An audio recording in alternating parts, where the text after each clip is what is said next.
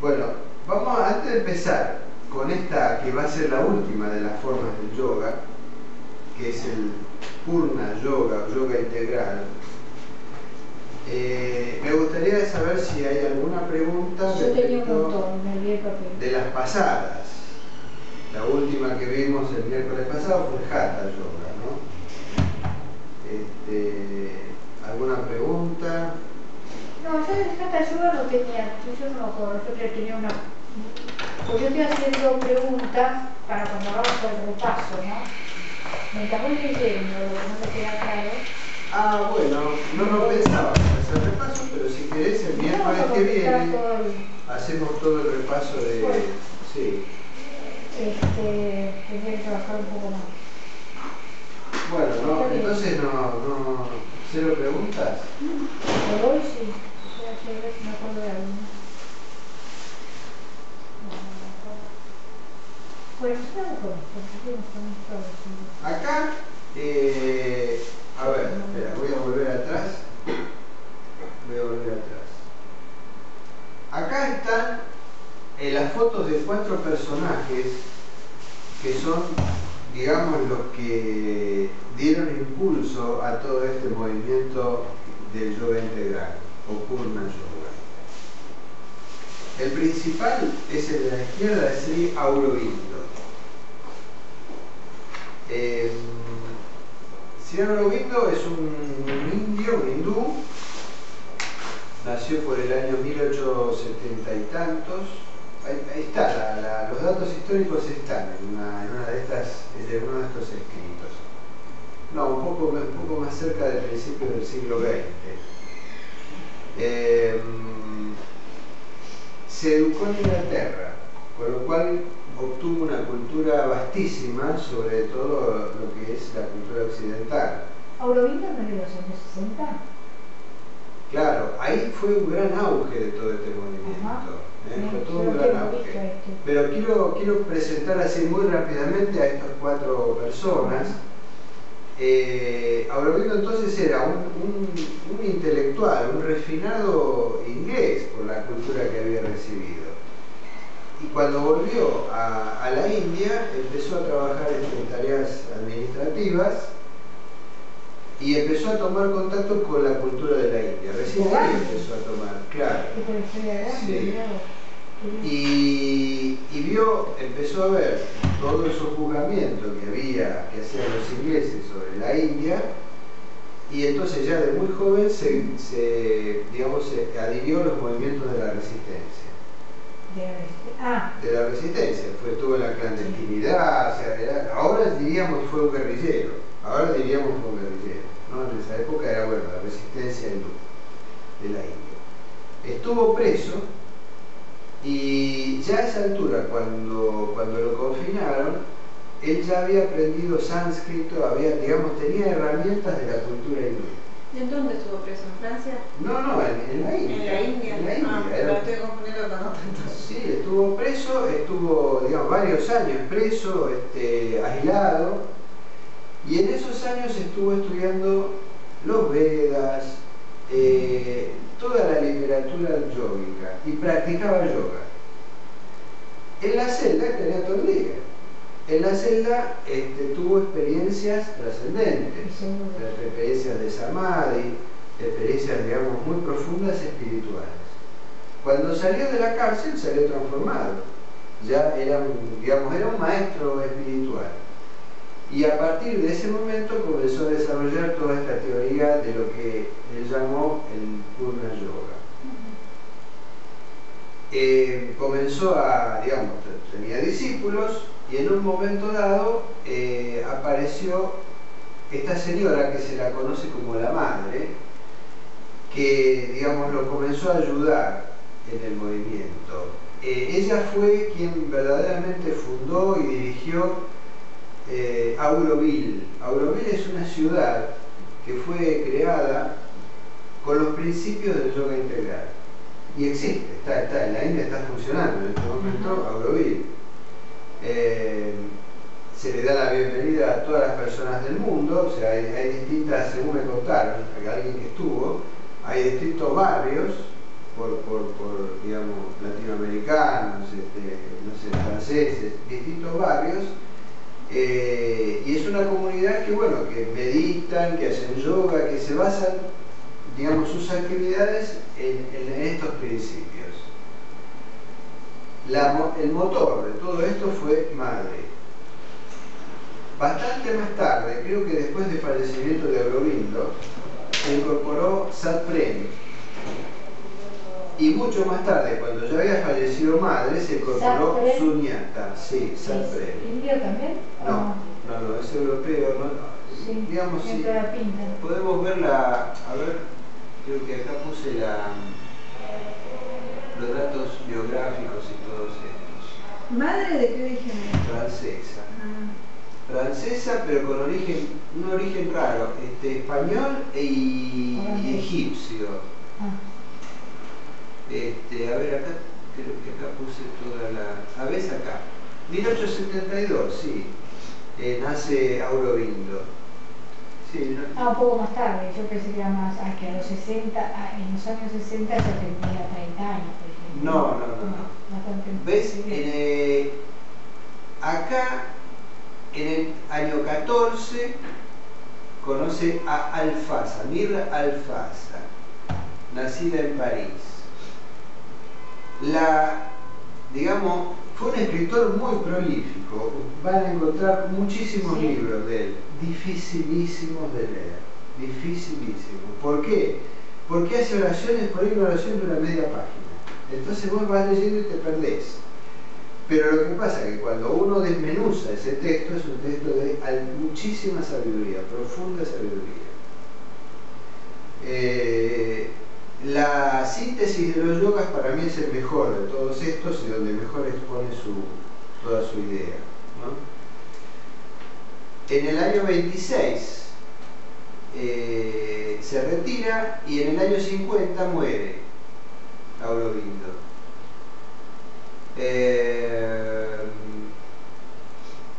Bueno, después aparece Sat Prem. Ahora voy a hablar de este supramental que menciono acá.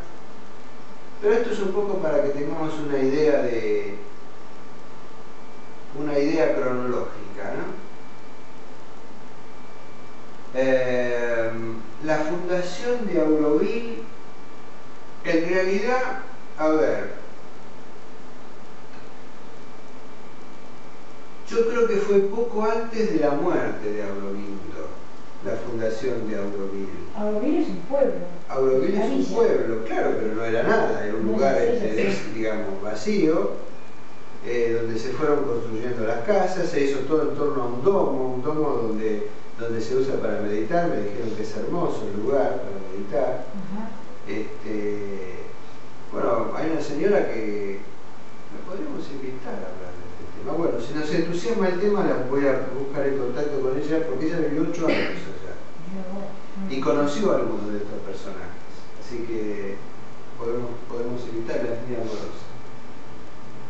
Bueno, entonces vamos a seguir con esto. Y vamos a ver entonces qué consiste todo este movimiento. El razonamiento. Aurobindo, él estaba como revolucionario por la liberación de la India. De los ingleses. Del yugo inglés. O sea, él se educó en la India con todo el refinamiento de la cultura hindú. Parece que era muy versado, que hablaba griego, conocía los textos clásicos griegos, italianos, alemanes, o sea, era muy, digamos, muy culto, una persona cultísima. Y después, cuando vino a la India, se encontró con esa realidad, que el pueblo estaba muerto de hambre, en un estado de sojuzgamiento total, y ahí empezó a transformar sus ideas. O sea que esto le da un sentido muy, digamos, muy profundo a lo que diga, ¿no? Porque estuvo de los dos lados. ¿Aurobindo de qué origen? Hindú. Sí. Calcuta. Bueno, el razonamiento es así. Calcuta decía que nació. ¿Cómo? Calcuta, que si no los lugares más pobres de la India. Sí, sí, sí, sí. No. Lo que pasa es que lo deben haber mandado a educarse en la etapa temprana. Claro. Sí, claro, volvió cuando tenía 21 años. Claro. Era digamos, ahora sería un adolescente, ¿no? Bueno, el Aurobindo dice, hace 14.500 millones de años que se supone que fue el Big Bang. Ahí comenzó a desarrollarse el universo. Y bueno, acá no está ese dato, pero hace más o menos unos 3.500, 5.000 millones de años que se generó nuestro sistema solar y nuestro planeta. Hace apenas 1.000 millones de años que apareció la vida de forma celular en este planeta. Bueno, ahí están los datos. 200 millones para que aparezcan los peces, de los peces a los mamíferos. Y apenas 3 millones de años para que apareciera el hombre de Neandertal, y apenas 50.000 años que estamos nosotros, los Homo sapiens, sobre el planeta. Y después sigue razonando toda una serie de, digamos, de eventos, esto es así macro, 40.000 años, la revolución neolítica, las primeras ciudades, y entonces él dice, toda la naturaleza nos está hablando de evolución. Es decir, evoluciona. Lo que pasa es que evoluciona a una escala tan grande respecto de los tiempos humanos que parecería que todo estuviera estático. Entonces él dice, el ser humano, tal como lo conocemos en este momento, de ninguna manera es el final de esta evolución, sino que está enmarcado dentro de la evolución. El ser humano es un eslabón de una cadena que lo va a trascender. Y acá conjuga con dos pensadores que también dijeron lo mismo. Uno fue Nietzsche, el filósofo alemán.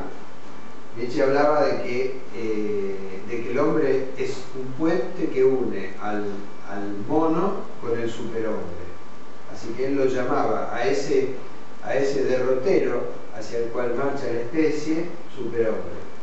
Fue absolutamente mal interpretado, lo tomó el nazismo dijo, bueno, nosotros somos la raza del superhombre, así que nosotros tenemos que gobernar el mundo, bueno, en fin, todo lo que conocemos.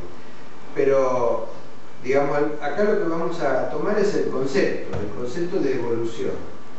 Otro pensador muy profundo, creo que viene del cristianismo, que fue Teilhard de Chardin.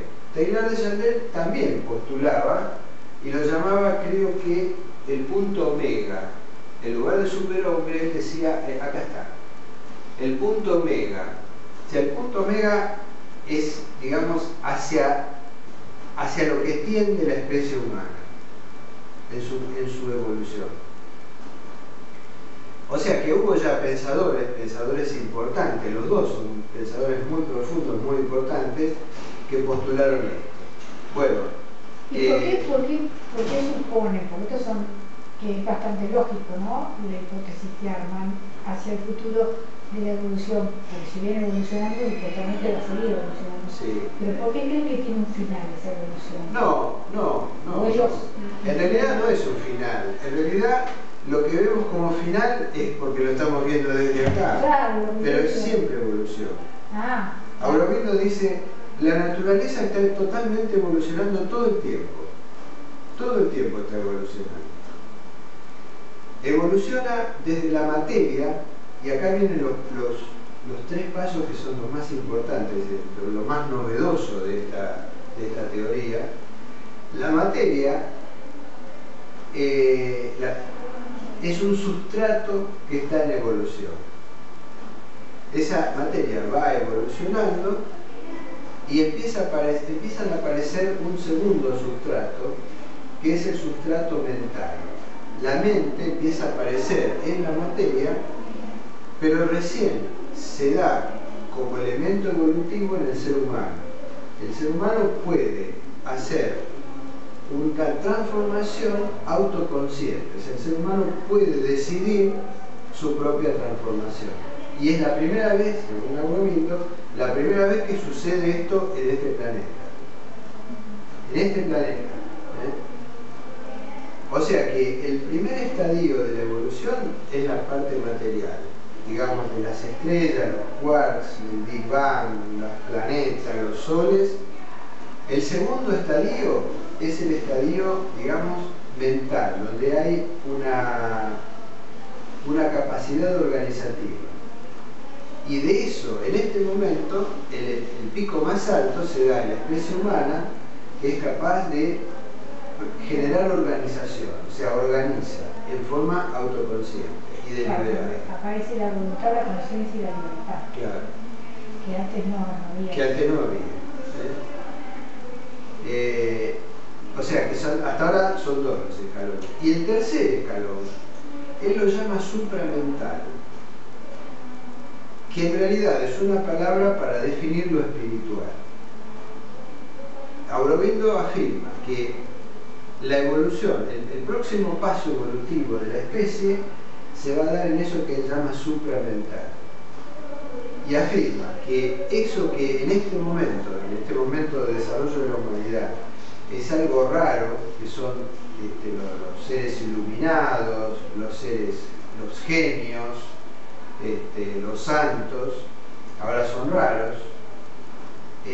La humanidad está evolucionando de manera tal que todas las personas, todos los individuos que conformen a esta especie van a ser así, van a ser seres iluminados.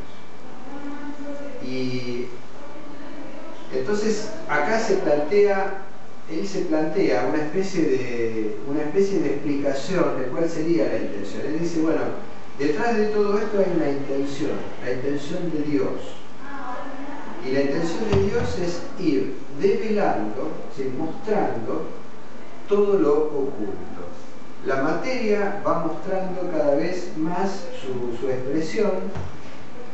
Cuando aparece la mente analiza y comprende en forma cada vez más profunda, y lo que está oculto lo va a expresar el espíritu, o sea, el supramental. Entonces, todo este camino evolutivo es para develar lo que está oculto. Lo que está oculto en este tiempo. En la intención de ese ser que llama Dios. Es decir, Dios está tiene... oculto para la conciencia nuestra, porque en realidad está manifestado. Está oculto para la conciencia nuestra. Y no solo para la conciencia nuestra. Está, digamos, él habla de descender el paraíso en la tierra. O sea, que eso que nosotros llamamos el paraíso, eso que llamamos la idealización de lo que sería la vida en este planeta, eso es hacia lo que tendemos como especie. Sí. Ahora, para lograr eso, es necesario que se transformen los tres niveles. Y bueno, ese es el camino hacia el que está marchando la naturaleza. Hasta ahora no habló de yoga, Eso te iba a preguntar, ¿a dónde iba yo a enterar? Hasta ahora no habló de yoga, hasta ahora está exponiendo, él está describiendo un proceso intrínseco en el devenir del cosmos. Es decir, cómo está cambiando, está evolucionando, y según su análisis evoluciona en esta dirección. Cada vez se expresa más la inteligencia y cada vez se expresa, hay mayor organización provocada, o sea, una organización deliberada que acelera la propia organización de la naturaleza. ¿Y dónde está la espiritualidad? Espera. Primero quiero que entendamos este planteo. La espiritualidad está en lo que él llama supramental. Ese es el espíritu. Que en realidad le saca la palabra espíritu para sacarle connotaciones teológicas o religiosas. Entonces lo llama supramental. Es decir, más allá de la mente. Pero más allá de la mente no quiere decir loco. Quiere decir más allá del pensamiento. Más allá del pensamiento, pero que lo contiene. Y que lo contiene el pensamiento. O sea, una realización espiritual es una realización suprarracional. Es racional, pero algo más. no es irracional, es suprarracional. Bueno, en este sentido, en esta dirección, es donde él está, donde él, digamos, razona.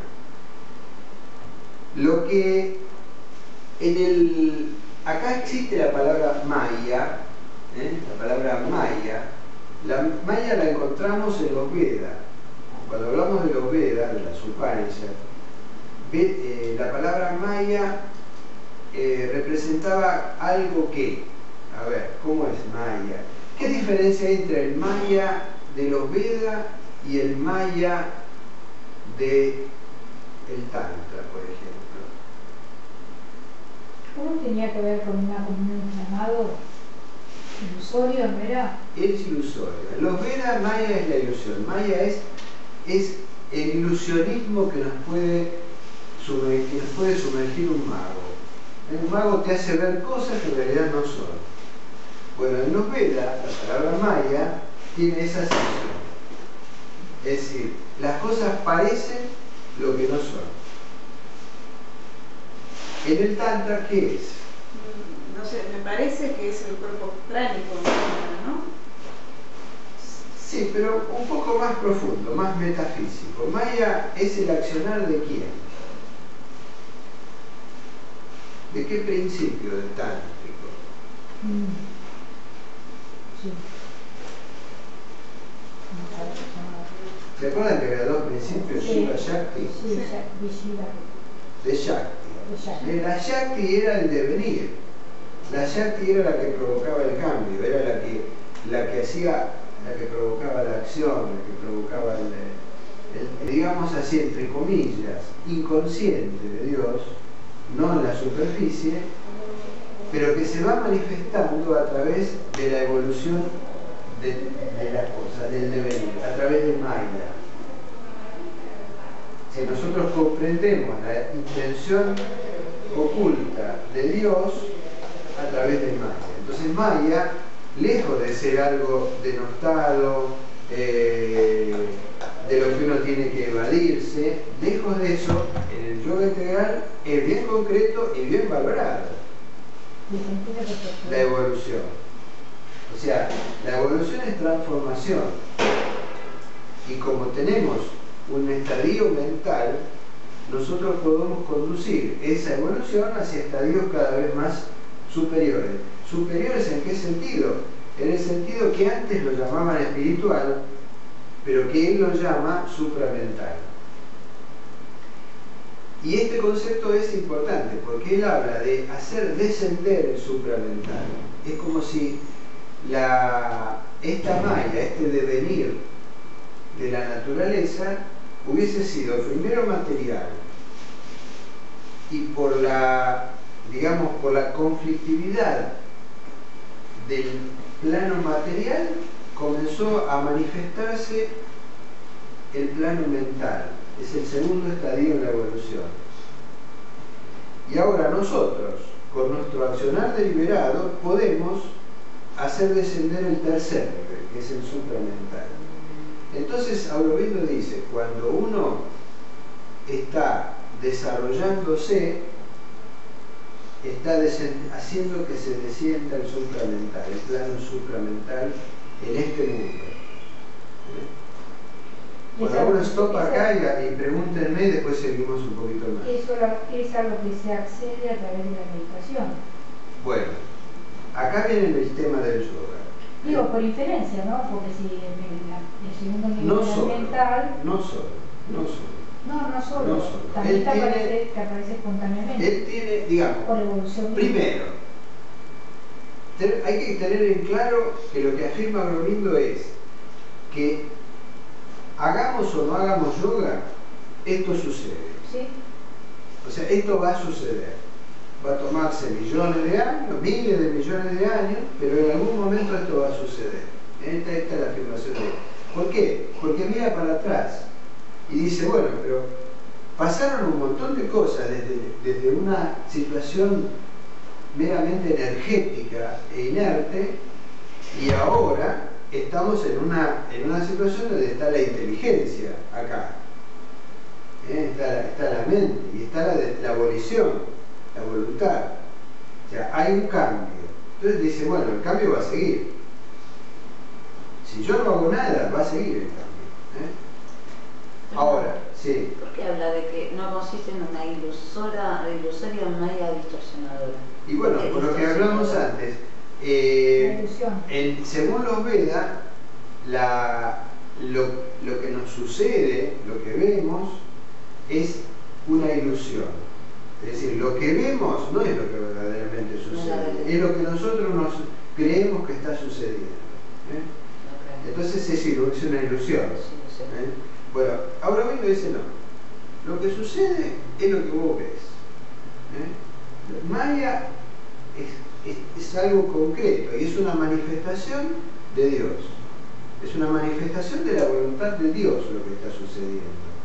No, entonces, fíjense, pero esto es muy importante. Es más realista en realidad. Claro, porque, digamos, ¿cuál era el objetivo final inclusive de Patanjali? Sí, porque Patanjali pero habla de los Vedas. Y bueno, el objetivo final era llegar al aislamiento, a la unión con ese Supremo, y se acabó. El mundo es una porquería, es un lugar de sufrimiento, entonces más vale escaparse, porque encima te engaña. Entonces, esta concepción metafísica es trascendente, porque cambia totalmente la actitud. Aurobindo dice, no, Maya es una manifestación de Dios. Sumergite en Maya porque vas a estar en contacto con Dios. Ahora, este sumergite en Maya que dice Aurobindo no es el mismo sumergite en Maya que dice en Tantra. Ahora vamos a ver, vamos a empezar a transitar esto, este caminito. A ver, voy a ver, me gustaría que veamos. Bueno, acá están los tres niveles que hablábamos recién.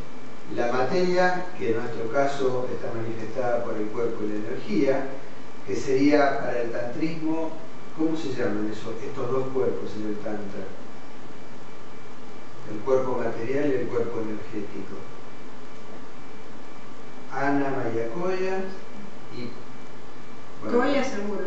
Koya seguro. Y la energía, Prana Maya Koya. Maya, Kapha. Acá también hablamos de Kapha. Atención, que ese Maya que nombra el Tantra no es este Maya que hay ahí, esto ya lo dijimos. Esta Maya con dos sombreritos en la A es la ilusión, lo que uno cree que es. Pero cuando decimos Prana Maya Koya, estamos diciendo Kapha. Ahí Maya sin los sombreritos que decís Kapha, envoltura. ¿De acuerdo? Entonces, ¿y no puede ser que existan las dos mayas como superpuestas? Sí, vamos a ver, ¿por qué se llama yoga integral? Porque en realidad Aurobindo, espera, voy a buscar otra cosa que preparé, porque ahí está explicado eso.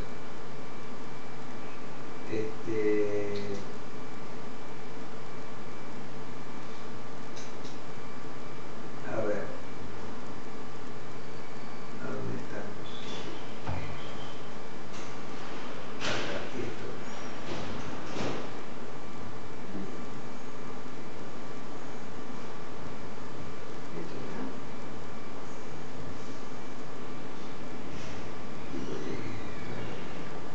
Ahí abajo un poco.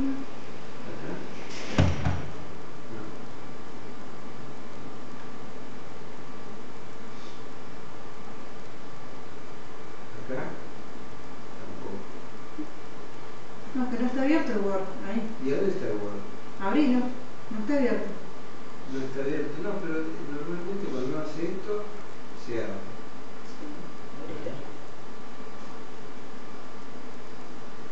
No. No. Bueno. Abrilo del inicio. ¿Cómo? Abrilo del inicio, no elemento reciente que lo debe tener. Claro, yo quería mostrarles eso. ¿Acá? No, desde el inicio. Documentos recientes, el segundo de la derecha. Ahí lo debe de tener. No. No.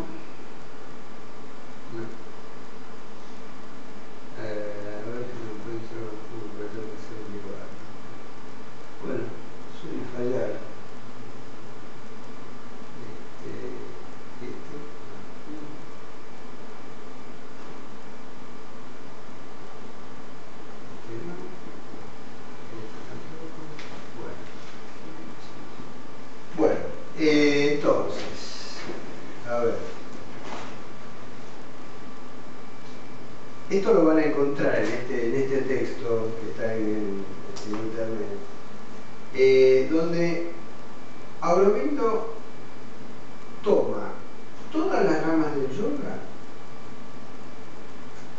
y las integra para conformar el yoga integral. O sea que el yoga integral no es una forma nueva de practicar yoga, sino que es una forma distinta de practicar todas las otras ramas del yoga. Entonces, para cada rama, él menciona lo positivo y lo que hay que hacer y menciona lo negativo, o sea, el peligro que encierra dedicarse nada más que a esa rama del yoga. Por ejemplo, el Hatha Yoga. Él dice, el Hatha Yoga es una rama importante de yoga para practicar el yoga integral. Porque da salud, porque da longevidad, porque da energía, porque da, digamos, un bienestar corporal. Pero el precio que se paga de dedicarse a eso es muy alto para obtener un muy pobre final, un muy pobre fin, porque en realidad la persona se dedica al Hatha Yoga, está bárbara, pero no produce nada, no hace nada en este camino de evolución. Es decir, mejora su salud, mejora su energía, mejora su ánimo, pero no hace nada. Entonces, está bien practicarlo como complemento de lo que viene a continuación. El Raja Yoga, el yoga de la meditación, dice, está bien la meditación. ¿Por qué? Porque la meditación nos lleva a acceder a ese plano supramental.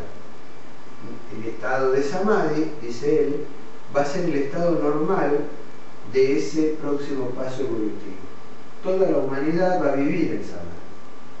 Ahora, en este momento, si una persona se dedica exclusivamente a meditar, es muy pobre el resultado. Dice, algunas personas puede ser que vivan en un monasterio y está bien que lo hagan, pero no puede ser un objetivo para la especie. Entonces, ¿qué recomienda? Sí meditar, pero meditar para equilibrarse, meditar para tener la experiencia del Samadhi y meditar para tratar de vivir y tener experiencias de Samadhi simultáneamente. Es decir, que el objetivo, uno de los objetivos principales del yoga integral es la acción. Y acá se conecta con el karma yoga. Entonces, dice accionar, claro, pero la acción no tiene que ser egoísta, porque uno puede hacer una acción egoísta, enloquecedora, y tampoco sin meditar, exaltando el ego, y no sirve. Entonces, la acción tiene que servir para que uno vaya puliendo su propio cuerpo, su propia mente y sobre todo su propio ego, para ponerlo a disposición de ¿qué? Del gran objetivo que es el desarrollo del supramental. El Bhakti, él dice, el camino del yoga integral es un camino de acción y también es un camino de sabiduría y es un camino de amor. El Bhakti es la forma de expresar ese amor. Pero no sirve de nada una persona que esté alterada por sus emociones de amor, que esté desequilibrada, porque está en un contacto supremo, y sus acciones no son concretas, son distorsionadas y son erróneas.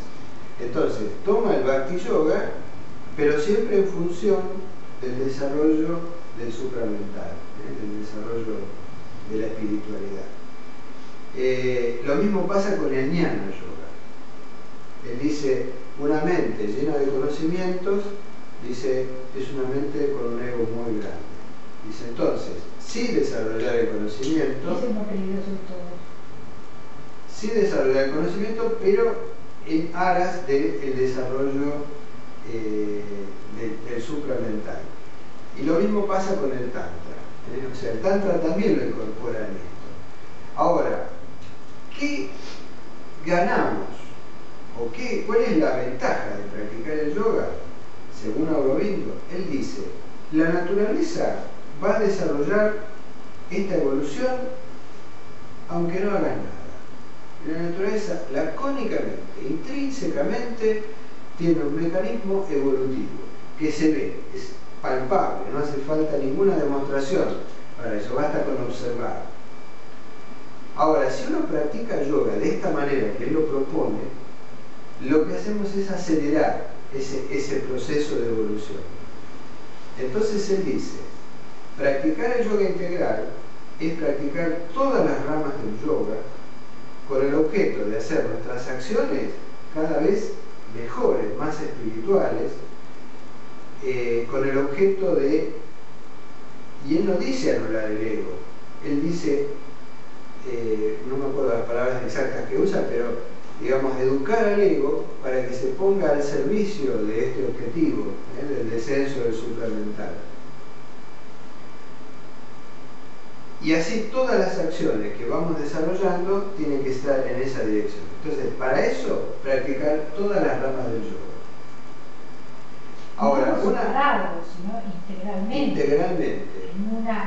En distintos momentos del día o de la semana, uno va practicando de manera que el ideal de un yogi que practica yoga integral es vivir en estado de samadhi, trabajar haciendo sus cosas, su aporte a la humanidad, su trabajo, en ese estado de samadhi,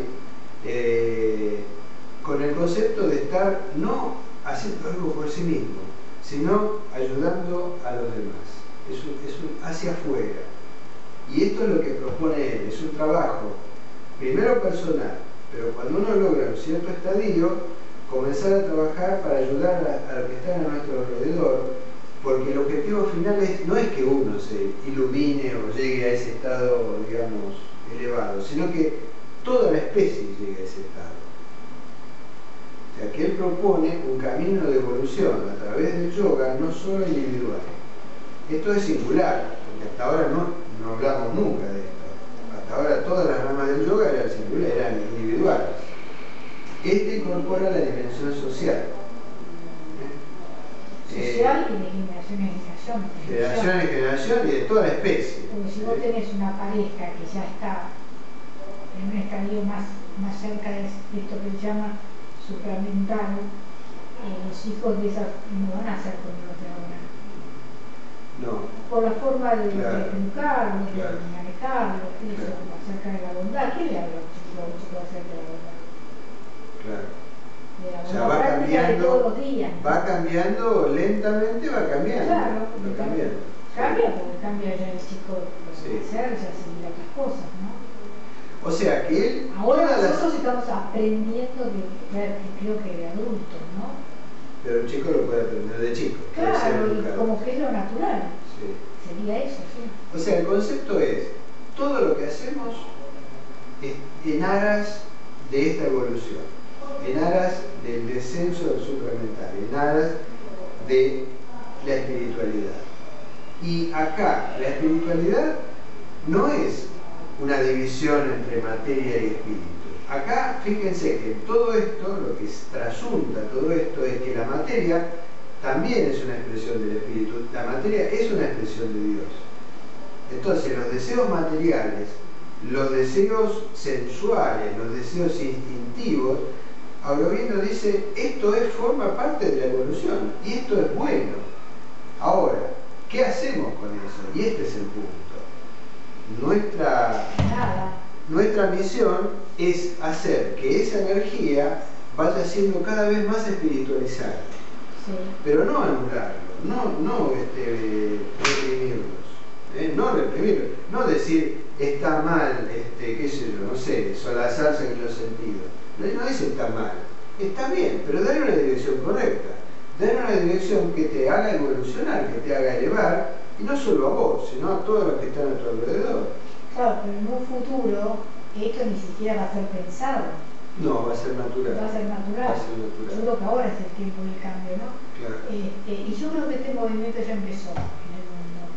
Este movimiento sí, Sí, yo ya también. empezó. Pero El otro día con los fui a chicos, comprar. con los chicos. Sí, además Sí. hay cosas que me llaman la atención. El otro día fui a comprar las claripianas acá. No. ¿Eh? Julián Álvarez. Julián Álvarez. Fui a comprar las moradas de Santa Teresa. Y me dieron adentro de la bolsa. Excelente sería. Sí, es un bárbaro. Yo lo estaba leyendo por internet, pero me canso mucho. Bueno, la cuestión es que me pusieron un diario chiquitito, que no me acuerdo ahora cómo se llama, pero les paso la página porque tiene una página de internet, y habla de todo esto. Mira vos. Por supuesto, muy desde la cristiandad, Sí. pero nada que ver con lo que a mí me enseñaron en el catecismo cuando estaba en el colegio. Claro. Y yo le conté la otra vez a Rubén que cuando Luis, mi hijo del medio, estuvo en Washington en un intercambio, que fue al colegio en Washington, le enseñaban esto. Claro. ¿Ahora te conté? Sí. Ahora en enero. Ajá. Mira La vos. catequesis. ¿En qué universidad estuvo en Washington? No, estuvo en el colegio de Georgetown, Ajá. que es un colegio jesuita. Esto es En aceptar. catequesis le daban yoga y todo esto. Esto es Yo aceptar la le voy a evolución. mandar la página porque me gustaría que lo opináramos, porque la verdad que para mí es una visión nueva de todo. Nombran todos los, hay todos artículos del ser, del ego, de distintos, y todos, y muchos de filosofía oriental. Mira. A mí me llamó la atención que diga, pues esos libritos por lo general tienen que ver con movimientos cristianos, que la parroquia, qué sé yo. Cuando lo empecé a leer, ahí está. Por acá, digamos, esto implica aceptar la evolución. Sí. Aceptar que esa evolución es en términos positivos. O sea que evolucionamos hacia cada vez mejor. Aceptar que uno, desde su pequeñísimo lugar, dentro del cosmos, puede hacer algo, aunque sea muy chiquito, para mejorar o para hacerla más rápido esta evolución, darle un sentido a esta evolución, una dirección. Y vos fíjate que acá rompe con el narcisismo de impotencia del hombre, Claro. de la época de Descartes, Sí. que ellos podían con todo. Acá lo que te está diciendo es que podés ayudar, Podés si no ayudar ayudar. la cosa viene igual. Si no viene igual. O sea, hay una transformación intrínseca. ¿Qué sé yo? En cada átomo, en cada electrón está la capacidad de ir evolucionando. Y en todo lo que observamos, todo lo que somos, inclusive materialmente, todo eso tiende a evolucionar. Hagamos o no hagamos nada, va a evolucionar. Ahora, esta es la idea, digamos, la idea es una idea en realidad, fíjense que es una idea. La idea es, entonces, que todas las acciones, todo lo que hacemos, todo lo que pensamos, todo lo que planificamos, tienda a ayudar a esa evolución. Y no solo es individual. Y este es un concepto, esto es también una parte muy revolucionaria de Aurobindo, ¿no? O sea, no es una salida individual. Hasta ahora decían que el concepto era, bueno, vos iluminate, no te preocupes de otra cosa. No te preocupes. Si te gusta, bueno, enseñalo, pero lo importante es que vos te ilumines. Por ahí te está diciendo, no. En realidad, dice, Aurobindo dice, la acción correcta, la acción exacta, la acción creativa, nace en estado de samadhi. Mientras vos no logres el estado de samadhi, tu acción siempre va a tener algún problema. Va a estar tenida por el ego, va a provocar algún tipo de... ¿Y cómo definen el samadhi? Igual que Patanjali. Igual que Patanjali. O sea, él no agregó nada al yoga. Él no agregó ninguna cosa al yoga. Igual que Pero Patanjali. Sentarse a meditar. como vos lo contás ahora, pareciera ser que es como una cosa más accesible. A mí me encanta. Sí. ¿No? Se nota. No, pero me parece que el samadhi no parece Muy así humano, una cosa tan lejana, ¿no? totalmente humano. Es decir, Sí. esto es lo que, digamos, esto sí lo compras, digamos. Lo otro es Sí. duro, es pesado, es disciplina y disciplina y disciplina. Acá no, acá es una cosa de amor, es una cosa de integración, de juntar, más que de separar. El yoga integral te dice, no tenés que reprimir nada, no te deshagas de nada, porque todo lo que tenés está bien. Usalo para tu evolución. Usalo para tu evolución. Y tu evolución no está, ni siquiera es un deber moral. Tu evolución está en vos y está sucediendo en este momento. Si vos querés, te acoplás. Y si no te acoplás, igual va a suceder. O sea, es muy bondadoso este punto de vista, ¿no? O sea, ahora, muy ¿cómo se va a bondadoso. quedar por el camino? Hoy me mandaron un mail que yo digo, pero esta psicología con un nombre rarísimo, rarísimo, rarísimo. Yo digo, ¿qué es esto? Y era lo más básico, era como psicología básica número 1. Y el hombre hablaba desde un egocéntrico, era un videito, porque si alguien necesita un maestro para saber manejar su vida, eso cuando vienen a mi consultorio y me piden, por favor, ayúdame porque yo con esto solo no puedo. Digo,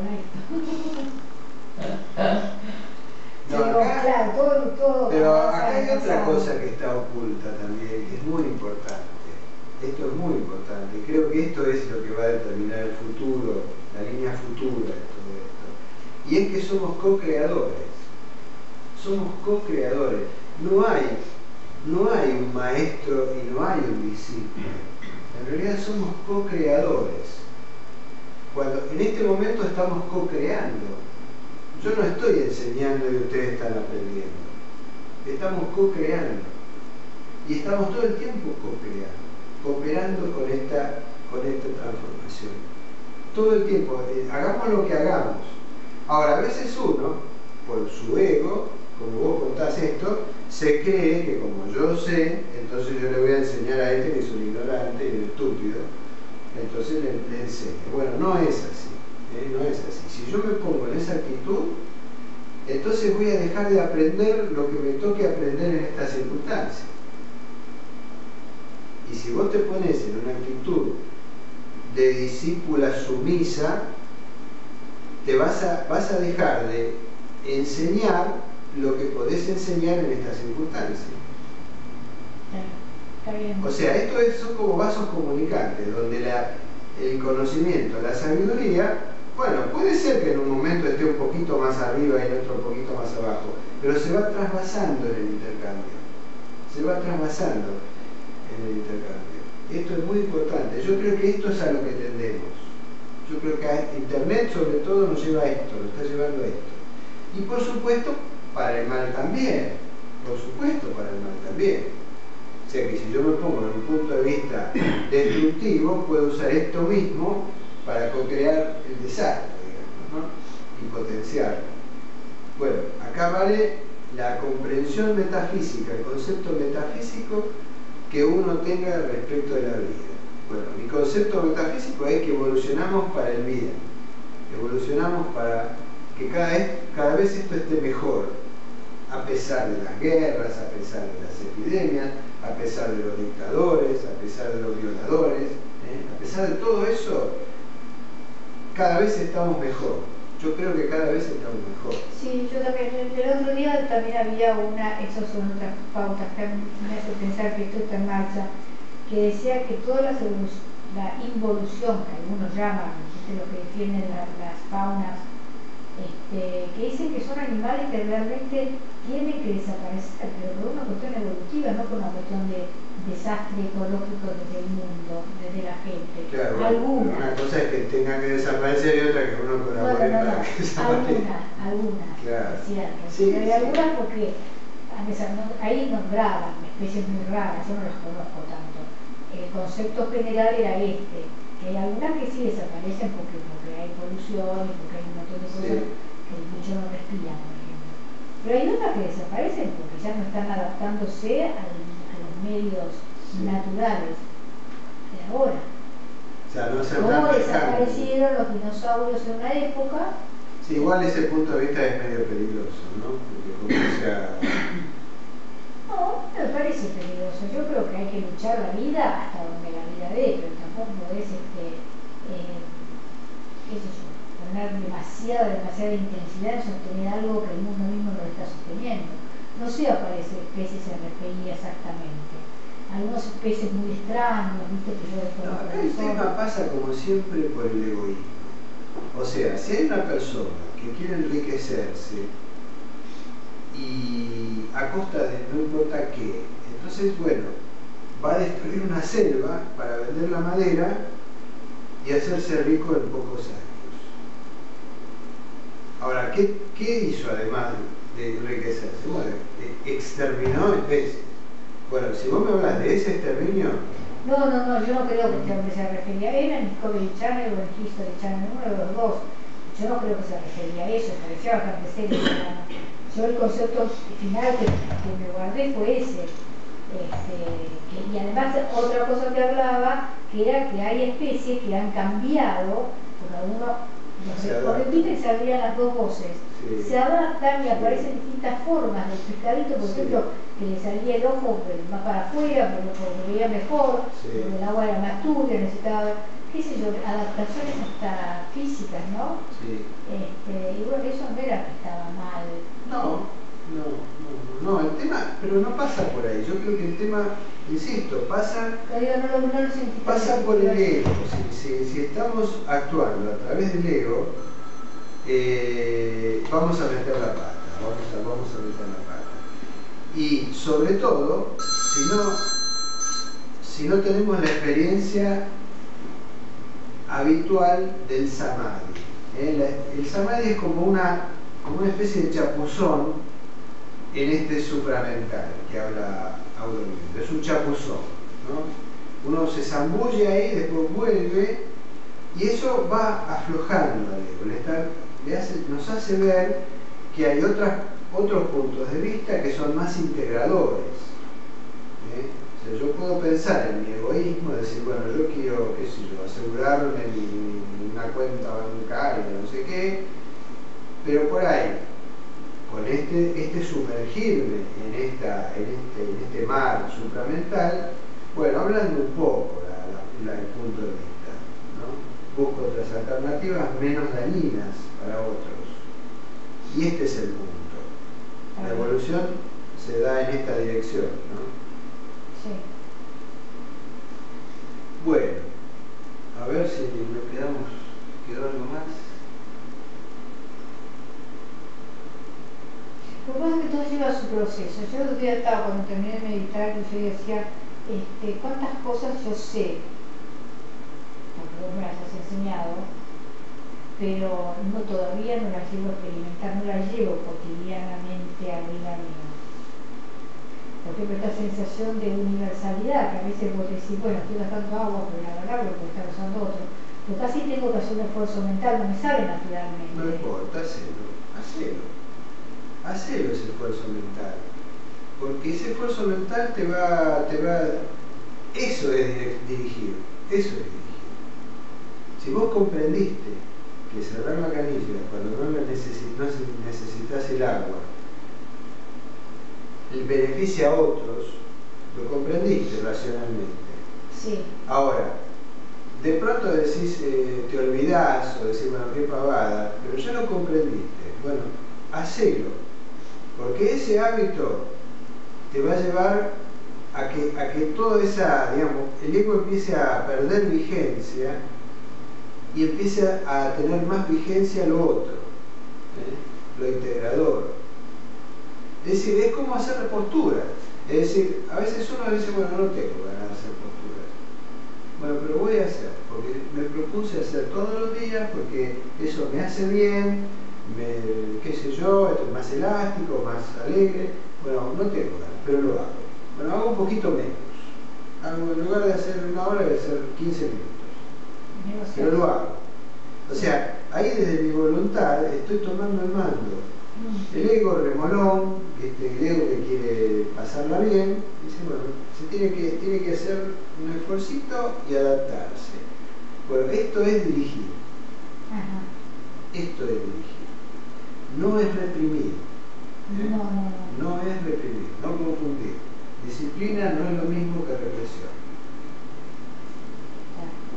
Y para esto hace falta la disciplina. Sobre todo al principio. Después no. Después se transforma en una forma de ser donde uno alegremente marcha por este camino. Y llega un punto que me dice, bueno, no se me ocurre otro camino. Ayer estaba hablando con alguien, un abogado, que el tipo me dice, pero ¿a vos te parece hacer tanto esfuerzo, tanto lío, vale la pena.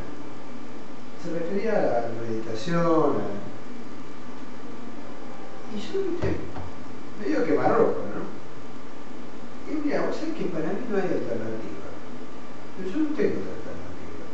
No me imagino otra vida para mí. Si yo pienso, bueno, ok, no hago esto, me voy a dedicar a otra cosa. No encuentro nada que diga, bueno, me voy a dedicar a esto. Bueno, esa convicción viene, bueno, a mí me vino de golpe, pero puede ser que venga progresivamente. Progresivamente, uno en la práctica se va sintiendo bien, porque esto en realidad hace bien. Esto hace bien. Sí. No solo en lo físico, en lo emocional y en lo trascendente también. ¿No? Te encuentro un sentido muy profundo a su vida. Bueno, ahí está la respuesta, ¿no? Y después, bueno, si no, la alternativa que, y bueno, es la evasión.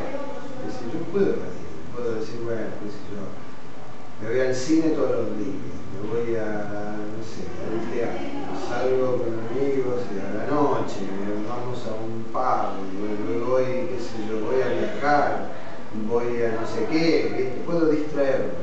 No, lo que sí no creo que sea excluyente, así como para algunos es el yoga, una forma de vida, debe haber millones de otras formas de vida que sean equiparables hasta esto, hasta lo que dice Aurovino. Sí.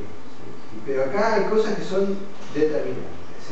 La experiencia del samadhi es determinante. No quiere decir que uno tenga que estar así. Claro, por eso es justamente eso. Por ahí decir, bueno, no, mira, meditar. Por ahí en vez de la práctica. Todos los domingos voy a misa y me claro, y en vez de postura es un deporte. Y en vez de postura es un deporte. Por ejemplo, como millones de otras cosas, o pintar, o el arte. El arte, sí, perfecto. Acá hay una señora que viene que pinta.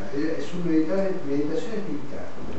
Yo me decía, mira, cuando estoy pintando, dice, no sé lo que pasa a mi alrededor, no sé ni cuánto tiempo pasa, ni dónde estoy, nada. Bueno, vos meditas así.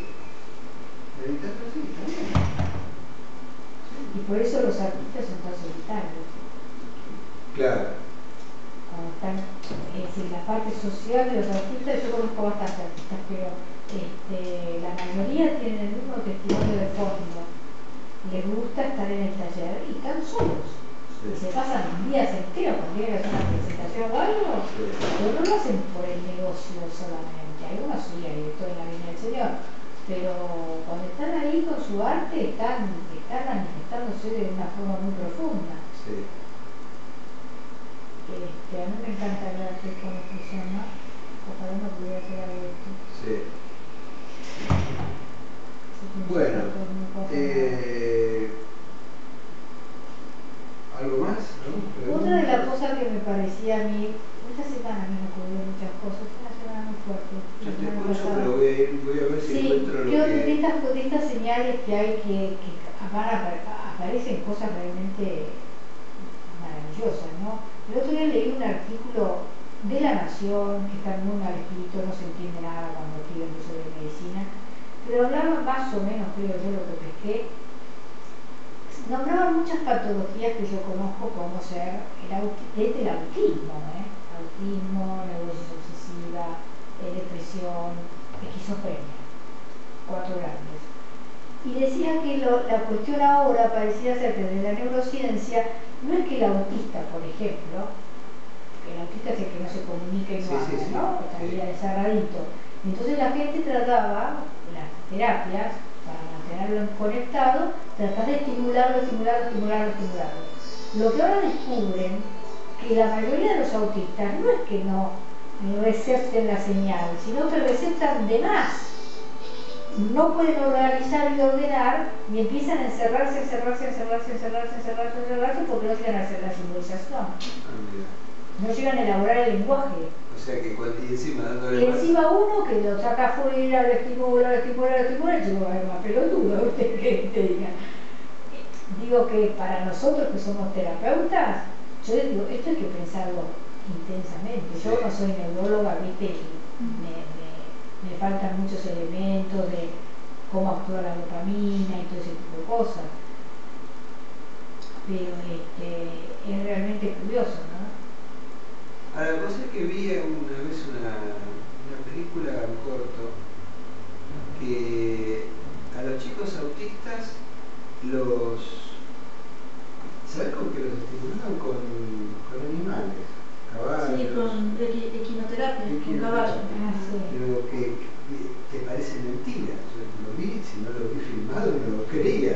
Un pibe que estaba catatónico y de repente veía el caballo y movía la cabeza. ¿Viste? Lo cual ya... Y después lo montaba sobre el caballo y el pibe se comunicaba con el caballo. Sí, yo este yoga integral lo veo como lo que decías vos antes, justamente, ¿no? Como el Patanjali contemporáneo, digamos. Es el Patanjali contemporáneo. Bueno, pero pasaron 2000 años. O sea, ¿no? el Ashtanga yoga, sí. Y el yoga integral, ¿no es lo mismo?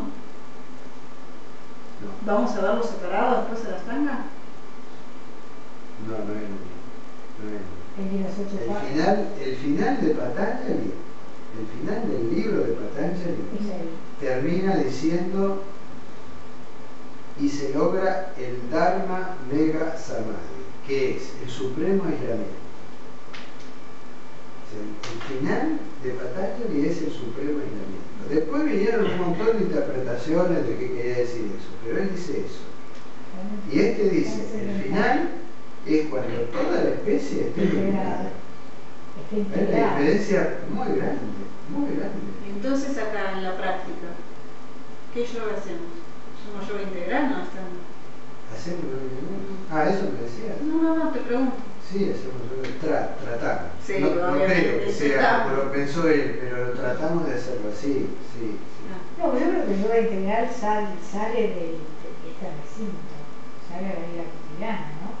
Sale a la vida cotidiana. Debiera ser. Y en general todos los lugares, porque vos tenés un alumno o algo y preguntás si hiciste yoga, sí, qué tipo de yoga hiciste o para la gente que habla siempre dice Ashtanga yoga. Sí. En realidad es yoga integral lo que hacen, porque en general los lugares donde asiste la gente común de yoga no buscan, el fin último no es el aislamiento, todo lo contrario. No. Normalmente es mucho más pobre el objetivo, es lograr flexibilidad, sí. Normalmente ese es el objetivo. Sí. No sale, ni siquiera sale del salón de yoga el objetivo. Acá digamos, debiéramos tender a que nuestras acciones, todas nuestras acciones estén orientadas a través de este objetivo. Yeah. ¿Qué sé yo? Me gusta más, por ejemplo, para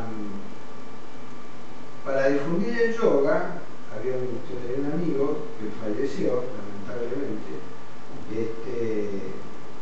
él hacía karma yoga, y era un yogi, un karma yogi, realmente su vida era un karma yogi, siempre estaba haciendo servicio, y se iba a dar clases a la cárcel, en la Devoto. ¿Para qué te cuento? Terrible. Yo me decía, pero nadie va, alguien lo tiene que hacer. Dice, esta gente, dice, pobre gente. Dice, bueno, ok, eso es karma yoga. Eso es karma yoga. Ahora, si vos me decís a mí, ¿sabés qué me hubiera gustado más? Que hubiera enseñado instructorado de yoga a uno de los reclusos para que el recluso dé yoga. ¿Entendés lo que digo? Sí, perfecto. Sembrar. Y se va abriendo. Claro. Se va abriendo. Y después te retirás. Me hubiera gustado más eso. Dentro de la decisión de ir a dar yoga en la casa, ¿no? Eso es tener en la cabeza siempre, con esta acción que quiero hacer, ¿cómo hago para multiplicar el efecto? Para que se abra, para que no solo yo, no quedo yo como el centro de que me digan, uy, qué barro, qué buen tipo, qué macanudo. No. Hago algo y después me retiro y hay otro que sigue. Como el guerrero espiritual. Claro. Sócrates. Después se va. Ya hizo lo que tenía que hacer. Desaparece. Es una metáfora más linda que la película. ¿La viste al final? Sí, la vi.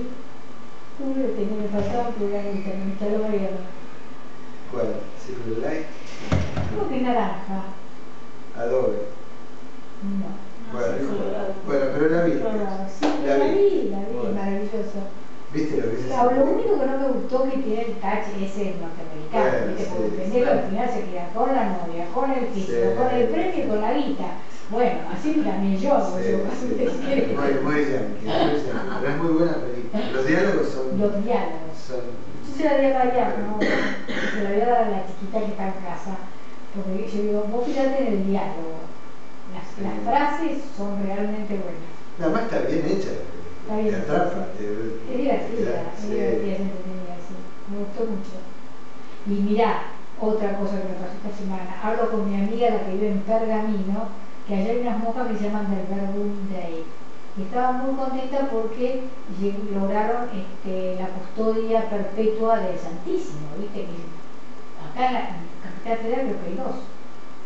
En Pergamino. ¿Qué es? No sé qué es eso. Es la custodia perpetua del Santísimo. El Santísimo está todo el día, las 24 horas del día, los 365 días del año, y ahí tiene que haber alguien custodiándolo. Como se hace en Tierra Santa. ¿Qué es el Santísimo? El Santísimo, Jesucristo, la hostia consagrada. Ah, está en las 24 horas. Está en las 24 horas en custodia perpetua. Conseguir eso en un pueblo de la ella me llamó para decirme eso.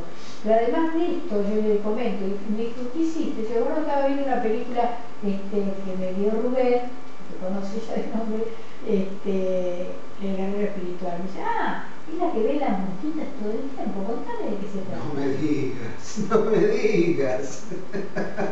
Mirá vos, qué va, qué bueno. Y las recomiendan y dicen, yo digo, hace más o menos le conté de qué era, me dice, sí, me parece que en este momento la vida yo tengo que volver a ver. No, muy bueno, yo la vi como 5 o 6 veces. Y una vez la llevé a un retiro, nos quedamos 3 días en el retiro. Bueno, creo que la primera noche la puse. Bueno, todas las noches me pedían que la pusiera y se quedaban, algunos se quedaban hasta la 1 de la mañana mirando la película, ¿viste? De nuevo, ¿no? Te enseña mucho. Para retener los diálogos. Te enseña mucho. Bueno, acá van a encontrar entonces, donde dice más es el pro de cada tipo de yoga. Donde dice menos es la contra que le encuentra Aurobindo a esa práctica de yoga. El yoga de la acción es el karma yoga. El yoga del amor, ¿cuál es? El bhakti. Es el bhakti. El yoga del conocimiento, ¿cuál es? El jnana. Bien. Y creo que nada más. Acá habla de, bueno, acá es una manera de referirse al tantra, bajo este título que es ascetismo. ¿El tantra de la mano derecha? No. Él dice, fíjate lo que dice, él dice, este impulso lo tenés y forma parte de todo de todo lo que tenés. Es decir, no está mal tenerlo, no lo reprimas. Pero ojo, no lo uses. Brahmacharya, si yo decía, ¿no? Brahmacharya no, claro, no. Es lo mismo. Pero usarlo para tu desarrollo espiritual. Usarlo para crecer y no para exaltar tu ego. Acá hay frases muy buenas, les recomiendo que lo lean detenidamente, porque, por ejemplo, considera que la satisfacción ordenada e inteligente de los instintos naturales, esta frase me pareció genial, la satisfacción ordenada e inteligente de los instintos naturales constituye un factor esencial para el crecimiento de la personalidad y el único que puede proporcionarnos un fundamento lo suficientemente estable para el desarrollo espiritual. Es decir, acá estamos lejísimos de la represión, pero también estamos lejísimos de la indulgencia. De los dos extremos.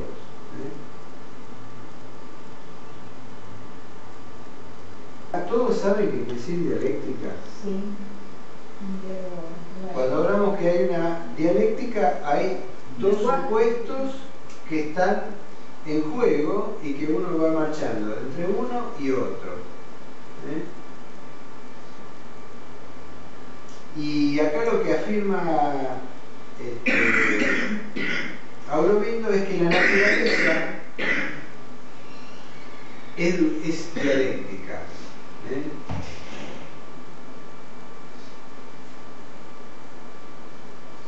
Pero después afirma que cuando uno elige, la naturaleza te ayuda a trascender la materia. O sea que cuando esto lo escuché no solo de Aurobindo, lo escuché también de maestros más modernos. ¿Cómo estás, Flor? Llegaste, Flor. Sí, sí. Esto lo escuché de maestros más modernos, cuando es decir, que la naturaleza está preparada para apoyarnos y que cuando uno pone una intención para hacer algo, la naturaleza empieza a apoyarlo para hacerlo. Empieza a coadyuvar factores que te apoyan para hacerlo. Bueno, esto lo van a tener para estudiar y leer, así que no vamos a entrar mucho. Esta parte prestenle especial atención porque esto es una especie de canon de la, digamos, es una forma, digamos, son las pautas para vivir practicando el yoga integral. La acción orientada espiritualmente. O sea, Aurobindo propone, como en el Karma Yoga, la acción, no la inacción, la acción. Pero actuar cómo. Bueno, acá están las pautas para esa acción. La concentración en la vida cotidiana, concentrándose en el objetivo espiritual de la vida. La autoobservación. Ofrendar los actos a lo divino y toda acción se convierte en meditación. Libertad, espontaneidad y desidentificación. O sea, no identificarse, evitar la identificación. Estamos permanentemente identificándonos, lo cual nos lleva a tomar partido, ¿no? Y ahí juega el ego. Bueno, él dice desarrollar la desidentificación. No son muchos, son 4, mira, son fáciles.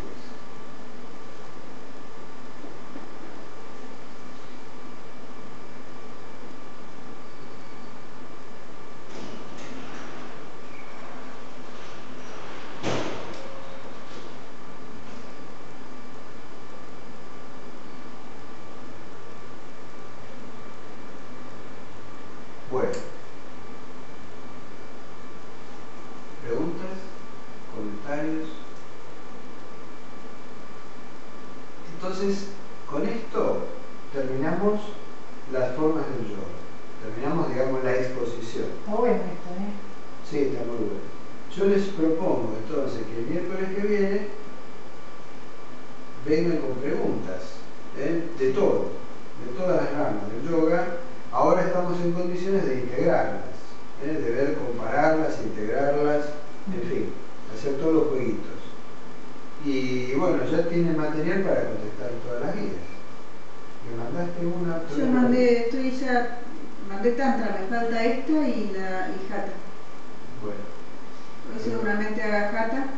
Pero ya tienen todo, digamos. Por favor, como les dije antes, lean atentamente las preguntas, porque son preguntas capciosas. No, me costaron mucho hacerlas. Cada pregunta me llevó un montón hacerlas. No están escritas así nomás. Así que, digamos, las preguntas es una forma de estudiar. Contestar esas preguntas es una forma de estudiar. ¿La de acá o la de la guía? La de la guía. ¿La de la guía? Sí. Preguntas de las guías son muy... Nunca fueron fáciles las guías. Por ahí yo, por ejemplo, pasó el Patanjali, No, perdón, la de la elección. casa. La de la elección de la guía, no, son difíciles. No, depende, hay guías que son... Hay guías y guías. Sí, hay guías que hay que investigar, hay cosas que no encontramos en la elección. Tantas que yo le tenía miedo, por ejemplo, en general estaba todo en la elección. Sí. ¿Vos decís la que dice check one answer? Sí. Esas son difíciles. Y acá no importa si porque por ahí empiezan con una cosa que corresponde y después terminan con algo terminan muy por cualquier lado. Sí.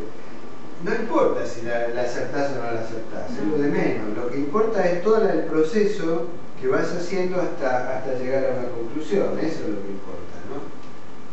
Porque yo no lo reviso eso, o sea que ustedes se auto... Sí, pero además en algunas vos contestás y después te sale algo que vos explicás sobre tu contestación. Sí.